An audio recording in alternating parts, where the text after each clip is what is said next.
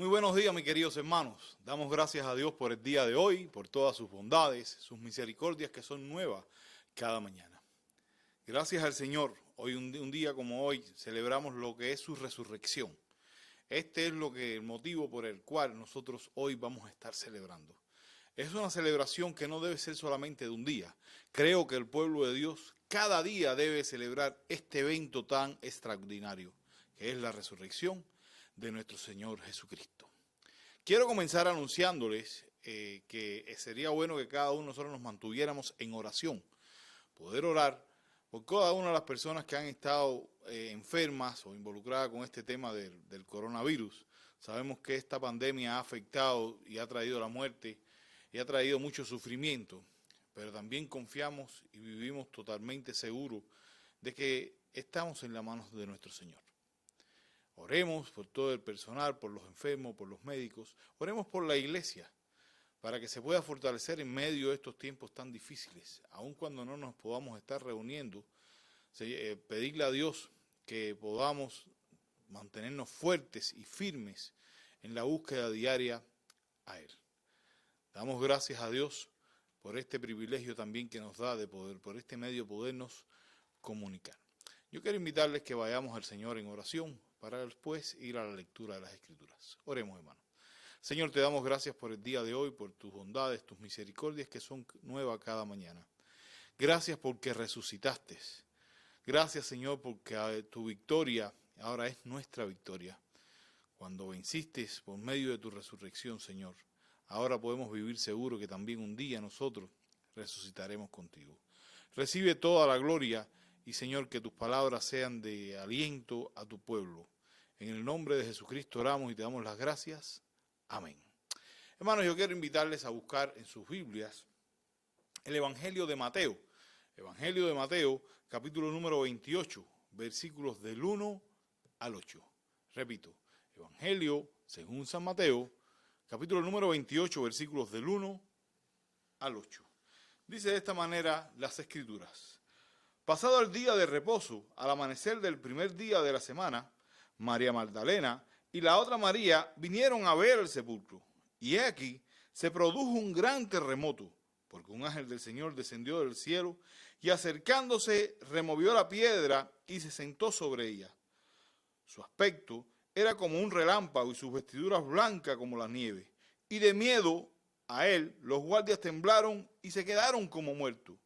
Y hablando el ángel dijo a las mujeres, vosotras, no temáis, porque yo sé que buscáis a Jesús, el que fue crucificado.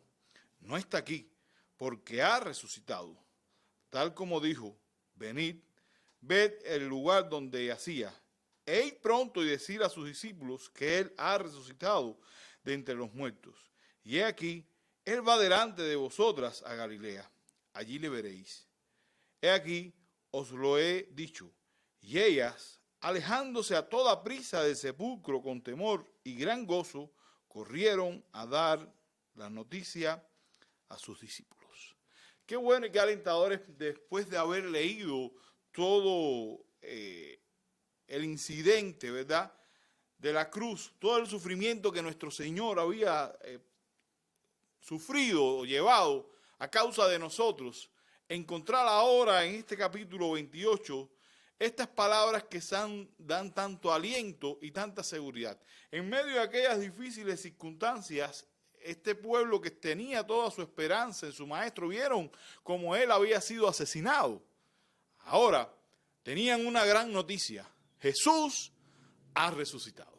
Y esa es la noticia que hace que haya llegado hasta nosotros. Esta es la esperanza por la cual vive el pueblo de Dios. La resurrección de Cristo, mis amados hermanos, no es un acto independiente, desconectado de la cruz. La cruz y la resurrección no deben de ser considerados como dos eventos salvíficos separados, sino como dos aspectos de un solo acto redentor de Cristo. Si vamos a las Escrituras, veremos los sufrimientos y la muerte de Cristo íntimamente conectados con su resurrección. Son un evento literalmente inseparable.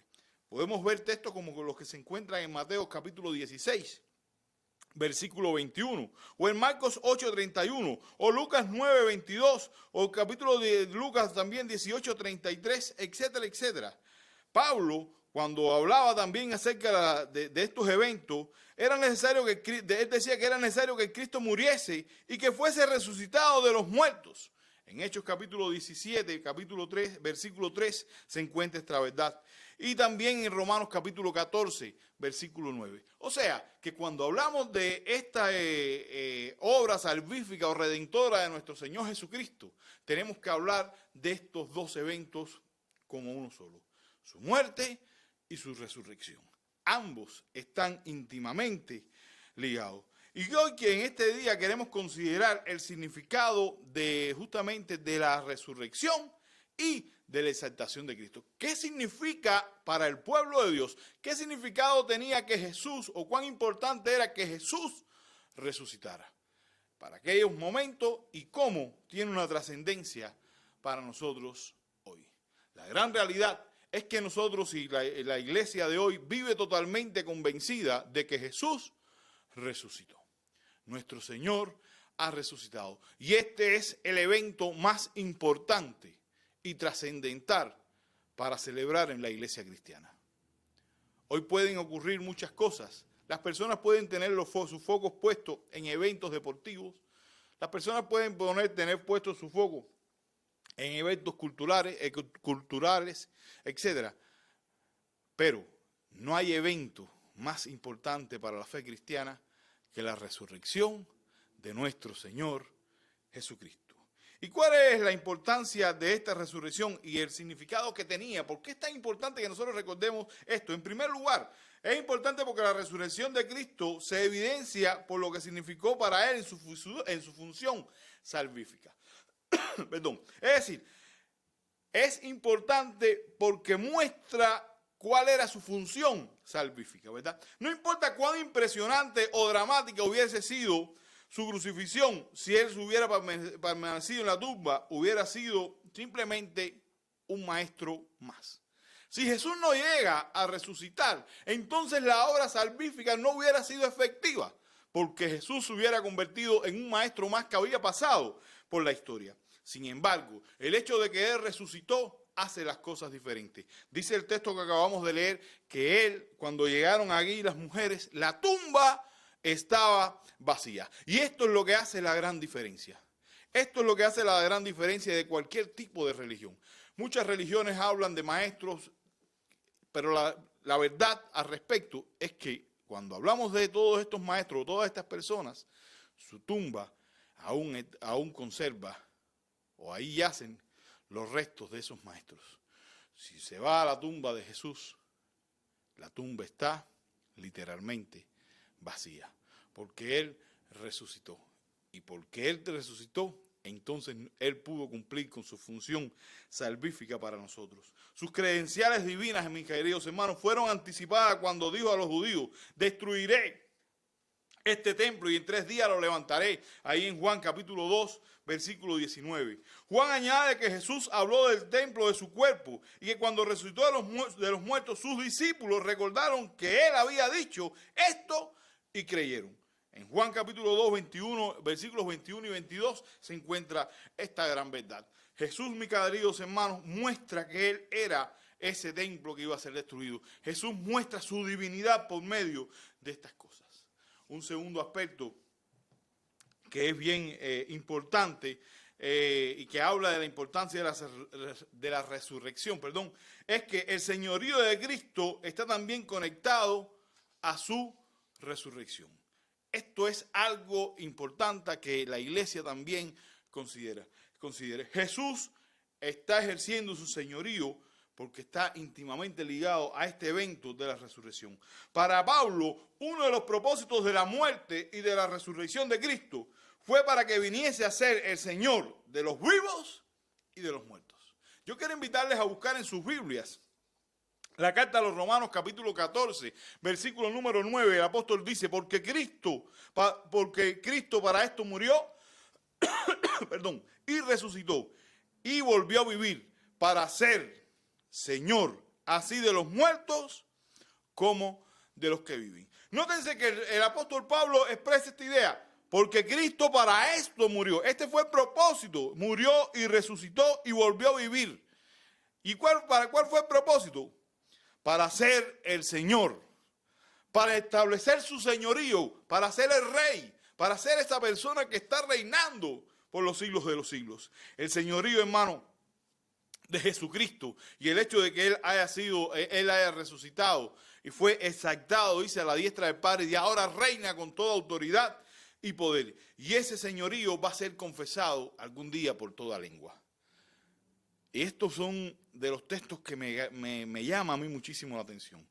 Si usted va ahí al texto que se encuentra en la carta a los Filipenses, capítulo 2, versículo 11, dice de esta manera: y toda lengua confiese que Jesucristo es el Señor, para gloria de Dios Padre. Jesús resucitó, y porque Él resucitó, Dios lo exaltó a la diestra del Padre, y un día toda lengua, cuando dice toda lengua, está hablando aún sus enemigos, tendrán que doblar sus rodillas y confesarán que Jesucristo es el Señor. Esa es la victoria. Él es el Rey. Él es quien está en el trono y ejerce todo su reinado y su señorío sobre su pueblo hoy. Pero un día toda lengua también lo confesará. Este señorío de Cristo, por causa de su resurrección, es parte de la exaltación del Padre, por lo cual pudo derramar el Espíritu también sobre su iglesia. Si vamos al libro de los Hechos, Hechos capítulo número 2, versículos 32 al 33, dice de esta manera: a este Jesús resucitó Dios, de los cuales todos nosotros somos testigos. Así que, exaltado por la diestra de Dios y habiendo recibido del Padre la promesa del Espíritu Santo, ha derramado esto en vosotros, veis y oís. Esto que vosotros veis y oís. O sea, porque Jesús resucitó, y es lo que tal y como lo está expresando el texto, a este Jesús resucitado de Dios, de todos los cuales nosotros somos testigos, así también lo ha exaltado a la diestra del Padre para que nosotros podamos recibir de su Espíritu Santo. Qué bueno es poder entender ese señorío de Cristo sobre su iglesia desde esa perspectiva. Pero no solamente el señorío lo vamos a ver con la manera en que Él nos ha dado el Espíritu, sino que también porque Él ahora está sentado a la diestra del Padre, porque Él resucitó, Él llega a ser la cabeza de la iglesia. La cabeza de la iglesia. Efesios capítulo 1, versículo número 22 dice de esta manera: la cual operó en Cristo, resucitando de los muertos y sentándole a su diestra en los lugares celestiales, sobre todo principado y autoridad y poder y señorío, y sobre todo nombre que se nombra no solo en este siglo, sino también en el venidero, sometiendo todas las cosas bajo sus pies, y le dio por cabeza sobre todas las cosas a la iglesia. Cristo es la cabeza porque un día Él resucitó. Y nosotros proclamamos sin temor esa verdad. Jesús resucitó y Él es la cabeza de la iglesia. No importa qué es lo que está sucediendo a nuestro alrededor, Jesús va de la mano con nosotros. Jesús es la cabeza. Él es quien reina. Él es el Señor. Él es quien nos guía hoy a todo lugar. Colosenses 1:18 también expresa esta misma idea y muchos otros textos. Pero esta exaltación, hermano, es más que ser el dador del Espíritu y la cabeza de la iglesia. Lo coloca también sobre todo principado y autoridad y poder y señoría en este siglo y en el venidero, tal como acabamos de leer en Efesios capítulo 1, versículo 22, pero primera de Pedro, capítulo 3, versículo 22, dice: el bautismo que corresponde a estos nos salva, no quitando la inmundicia de la carne, sino como la aspiración de una buena conciencia hacia Dios por la resurrección de Jesucristo, quien habiendo subido al cielo está, dice esta manera de la Escritura, está a la diestra de Dios. Y a él están sujetos ángeles, autoridades y potestades. Todo, absolutamente todo, está sujeto a nuestro Dios.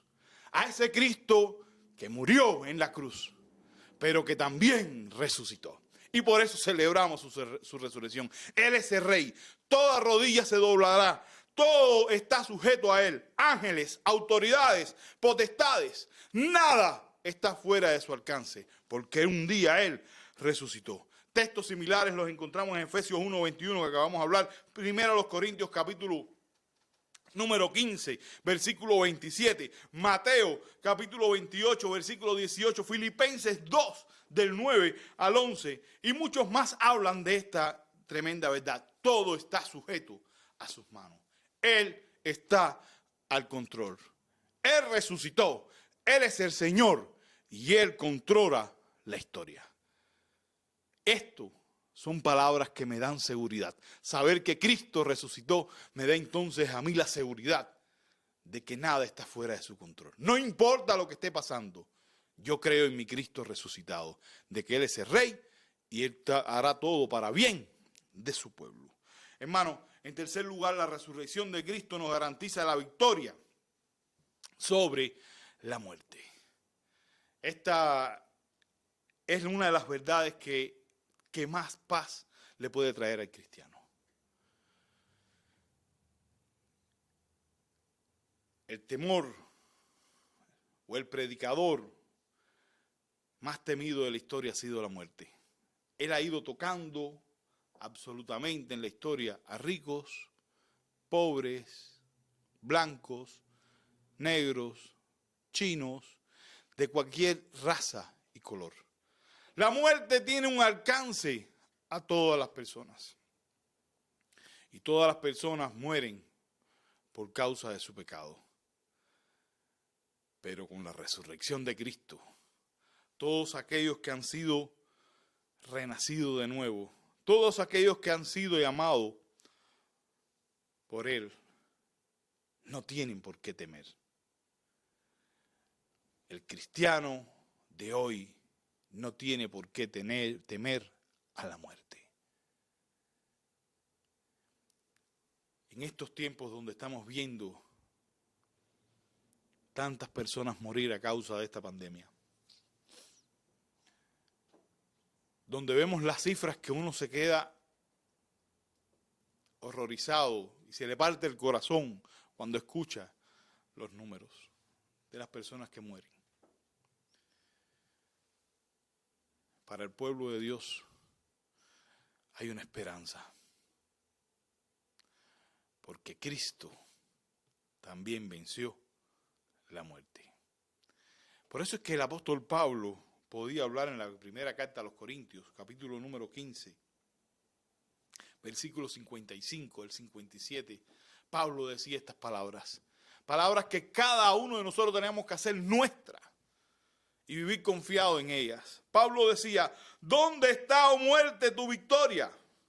¿Dónde, oh sepulcro, tu aguijón? Él preguntaba, ¿dónde está, oh muerte, tu victoria? ¿O dónde, sepulcro, tu aguijón?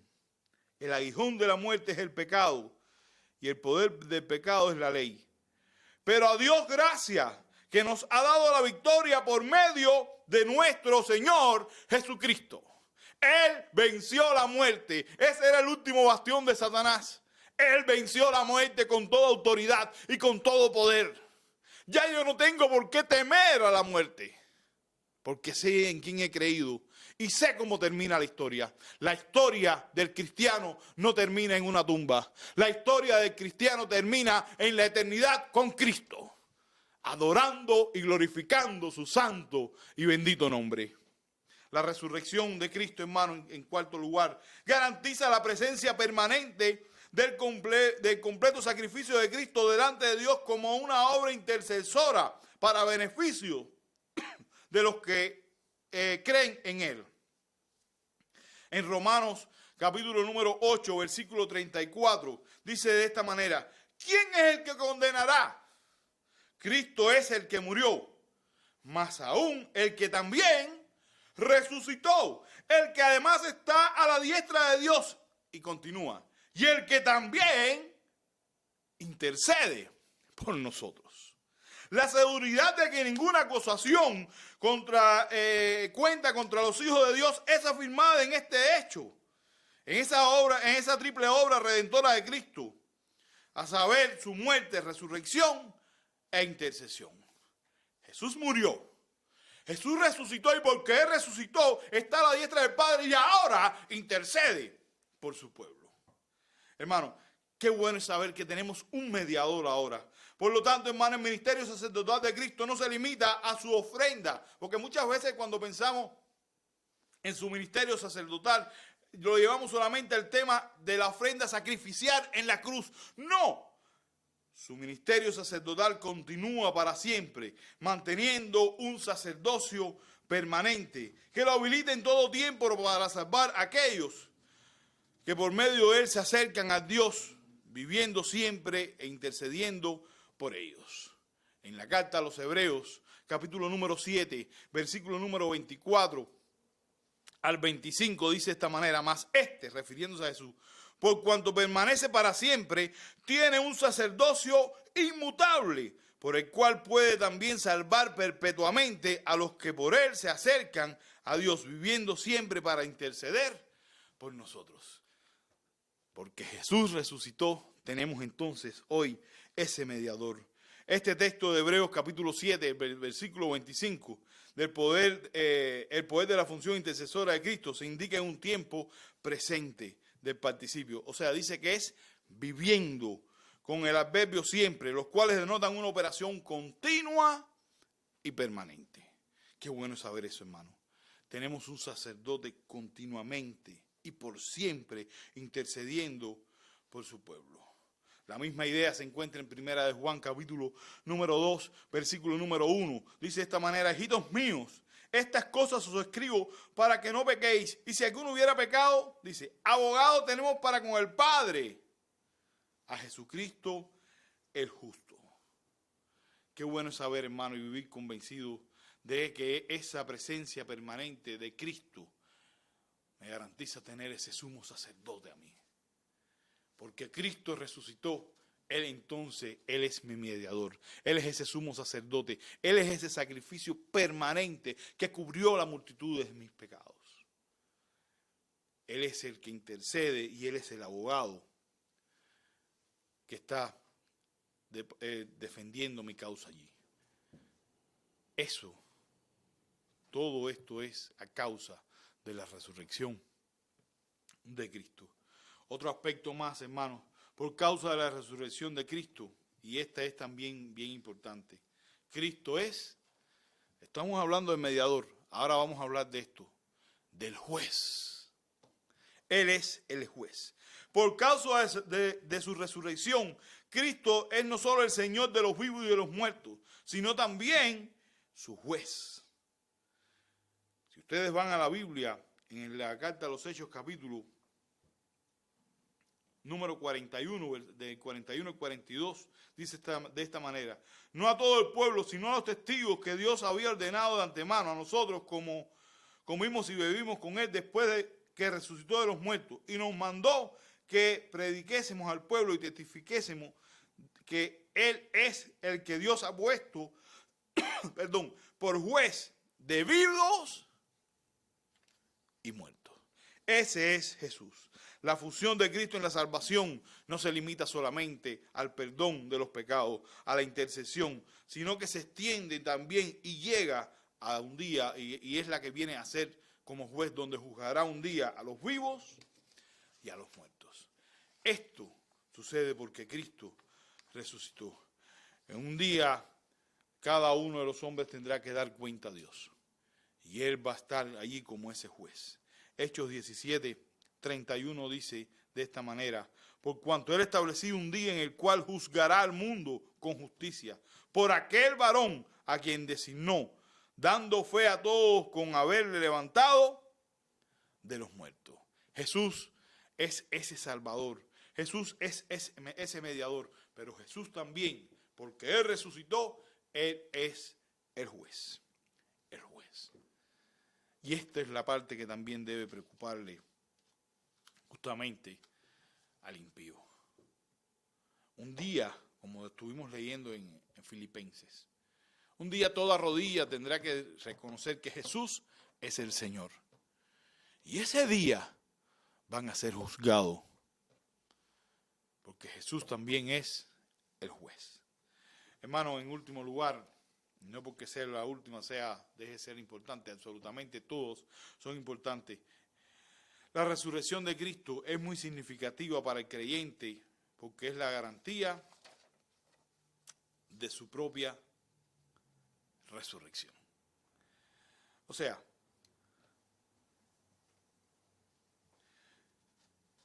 porque Él resucitó, yo un día también voy a resucitar. Dice Hechos capítulo número 3, versículo número 26. Para vosotros, en primer lugar, Dios, habiendo resucitado a su siervo, le ha enviado para que os bendiga, a fin de apartar a cada uno de vosotros de vuestras iniquidades. Porque Él resucitó, Él me bendice y me obra en mi vida en la conversión. Porque Él resucitó, en mí operó también un nuevo nacimiento. La primera carta de Pedro, capítulo 1, versículo 3, dice de esta manera: bendito sea el Dios y Padre de nuestro Señor Jesucristo, quien según su gran misericordia nos ha hecho nacer de nuevo a una esperanza viva, mediante la resurrección de Jesucristo de entre los muertos. Yo nací de nuevo porque por su gracia Él me levantó de los muertos. Porque por su gracia Él me llamó. Yo nací de nuevo mediante la resurrección de Jesucristo. Porque Cristo resucitó, entonces yo pude nacer de nuevo. Ninguno de nosotros hubiéramos alcanzado la salvación si Cristo no hubiera resucitado. Hermano, podemos encontrar el arrepentimiento y el perdón de los pecados porque Cristo resucitó. El Dios de nuestros padres resucitó a Jesús, dice Hechos capítulo 5, versículos 30 al 31. Dice: el Dios de nuestros padres resucitó a Jesús, a quien vosotros habéis matado, colgándole en una cruz. A este Dios, exaltado a su diestra como príncipe y salvador, para dar arrepentimiento a Israel y perdón de pecado. Pedro en este caso estaba hablándole ahí en Jerusalén a los israelitas, y por eso es que habla de esta perspectiva. Pero nosotros adquirimos ese arrepentimiento y ese perdón también. Hoy la iglesia goza de arrepentimiento y perdón porque Dios lo exaltó, porque Dios lo resucitó de entre los muertos. Aún más, la seguridad de un intercesor. Romanos capítulo 8, versículo 34, dice de esta manera: ¿quién es el que condenará? Cristo es el que murió, sí, más aún el que resucitó, el que además está a la diestra de Dios, el que también intercede por nosotros. ¡Wow! ¿Cuánta garantía tiene el creyente hoy? ¿Cuánta garantía tiene el creyente en su vida por la resurrección de Cristo? Somos bendecidos, tenemos un nuevo nacimiento, tenemos arrepentimiento y perdón, tenemos seguridad de un intercesor. Pero aún más, nos asegura también nuestra propia resurrección. Nos asegura también nuestra propia resurrección. Primero a los Corintios, capítulo 15, versículos 20 al 24, dice de esta manera: mas ahora Cristo ha resucitado de entre los muertos, primicia de los que durmieron, porque ya que por la muerte entró por un hombre, también por un hombre vino la resurrección de los muertos, porque así como en Adán todos mueren, también en Cristo todos serán vivificados, pero cada uno a su debido orden. Cristo la primicia, luego los que son de Cristo en su venida. Entonces vendrá el fin, cuando Él entregue el reino de Dios y Padre, y después que haya abolido todo dominio y toda autoridad y poder. En Romanos capítulo 6, versículo 5, dice de esta manera: porque si hemos sido unidos a Él en la semejanza de su muerte, ciertamente lo seremos también a semejanza de su resurrección. Porque Él resucitó, un día también yo voy a resucitar. Si Jesús no resucitó, como dice también la carta a los Corintios, en el capítulo 15, vana es nuestra fe. No tiene ningún sentido. Y este es lo tremendo mérito que tiene la resurrección y la garantía de que un día nosotros también estaremos por la eternidad. Por eso es que Pablo decía todas estas palabras. ¿Dónde está, muerte, tu aguijón? ¿Dónde está? ¿Dónde está tu poder? Jesús ha vencido. Y un día yo voy a resucitar juntamente con Él. Para ir concluyendo, hermanos, por lo que hemos visto entonces, la resurrección de Cristo es importante, en primer lugar, porque declara el carácter especial de Cristo como Hijo de Dios. Lo hace Señor de todas las cosas en esta era y en la porvenir. Lo confirma como el Salvador que puede interceder por aquellos que creen en Él y como el que habrá de juzgar a los vivos y a los muertos. La resurrección de Cristo además es muy importante para el creyente porque le da garantía de su propia resurrección, le da garantía de su salvación, le da garantía de arrepentimiento, de nuevo nacimiento, le da garantía de ese mediador. Qué bueno es saber que Cristo resucitó y esa es nuestra esperanza.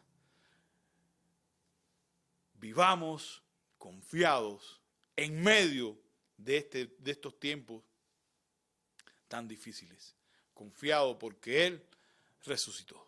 Oremos, hermanos. Señor, te damos gracias por este día. Gracias porque tú resucitaste con toda autoridad, con todo poder. Y estás sentado a la diestra de Dios Padre e intercede ahora por nosotros. Gracias porque tu resurrección impactó sobre nosotros vida también, Señor. Porque tú resucitaste un día, nosotros también resucitaremos. Porque tú resucitaste, Señor, podemos tener el perdón. Porque tú resucitaste, Señor, tú estás allí mediando el curso de la historia, Señor. Tú eres el Rey, tú venciste a la muerte y por eso te declaramos a ti como el Rey de Reyes y Señor de Señores. A ti y solo a ti sea la gloria, Señor. Solo tú eres el merecedor de ella. Gracias porque resucitaste. En el nombre de Jesucristo oramos. Amén. Que el Señor les bendiga, mis amados hermanos.